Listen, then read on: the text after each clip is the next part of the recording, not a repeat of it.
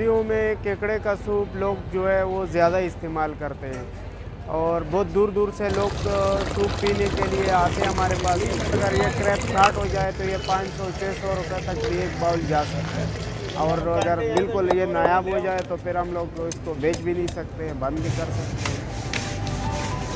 मेरा नाम बादशाह है और मैं केकड़े का सप्लाई का काम करता हूँ। ये बलूचिस्तान से आता है, जंगलात से।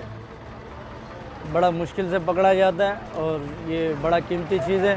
तकरीबन मैं ये काम कर रहा हूँ तकरीबन 4 से 5 साल हो रहा है। अभी तो बड़ा मुश्किल हो गया है। फिलहाल हमारे लिए नहीं, सब केकड़े वालों के लिए, सबके लिए ये बड़ा मुश्किलात हो गया। माल कम आ रहा है, बलूचिस्तान भी बंद हो गया, तभी इस वजह से शॉर्ट हो रहा माल, सभी महंगा है। पहले जो बलूचिस्तान से आता था वो जो सस्ता पड़ता था तकरीबन 1500-1600 रुपये किलो पड़ता था। इस वक्त बलूचिस्तान आना जाना मुश्किल हो गया है और बलूचिस्तान का आना जाना बंद करवा दिया, तभी ये बहुत मुश्किल से आता है।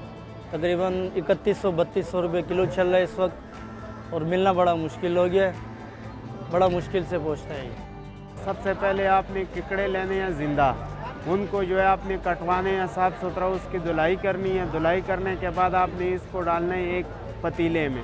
पतीले में डालने के बाद इसको आपने पानी डालना है, पानी के साथ उसको बॉयल करना है। बॉयल करके फिर क्रैब निकाल लेने हैं और उसके बाद उसमें जो है हम अपना जो मसाला डालते हैं, जो हमारी रेसिपी है वो हम उसके अंदर डालते हैं, वो बॉयल करते हैं और उसके बाद जो है फिर वो क्रैब सूप जो है ये तैयार हो जाता है। और उसके बाद हम वो जो क्रैब के अंदर गोश्त होता है वो गोश्त निकाल के उसको मीट वो हम बाउल में डाल के तो लोगों को सर्व करवाते हैं।